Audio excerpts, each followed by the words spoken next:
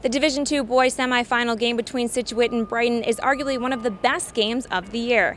Scituate led by 11 with 4 minutes to go, but Brighton, with a flair for the dramatic, pulled out the W with a game that people are going to be talking about for years. You know what? Look up at the clock. It's a lot of time on the clock. So it's a long game. Basketball, 4 minutes is an eternity, even down 11, right? That's what, 3-4 possessions, right? So stick with it, stay focused. It's important to get stops.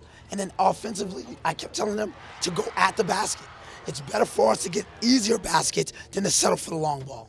We was down, I think, 10, and then we just never gave up. That's one thing my team never did. We never gave up. We always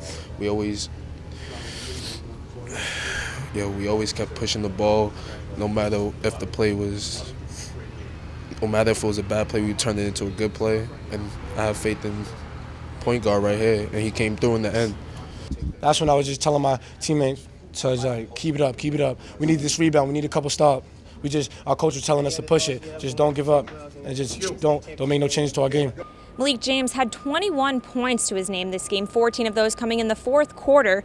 But the choice wasn't easy for Coach Hugh Coleman to put him in the final stretch with 4 fouls to James's name. And I think what happened was when he had 3, we knew he had 3. We were looking at each other. We were thinking of pulling him. And I think because we got away with a couple of possessions without him picking up a foul, I kind of got lulled to sleep a little bit on what the situation was. So then when he picked up the 4th, I was like, oh my goodness, we're a bunch of idiots. So, then we had to start him, start the quarter with him on the bench. And he almost ripped my head off. No, coach, I go, listen, we got to be smart now, strategic.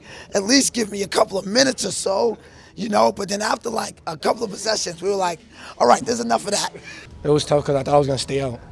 So, and they was worried because I had 4, so they didn't know to make a choice to put me in or take me out. So it was a very hard decision. And but I just promised myself that when I got back in the game, I was just going to work hard for me and the coaching staff, everybody, the fans, and my teammate, so we could just come out victorious. For the second year in a row, Brighton will have a chance to win the state title. They'll face South Hadley on Saturday. For ESPN Boston, I'm Lynn Herman.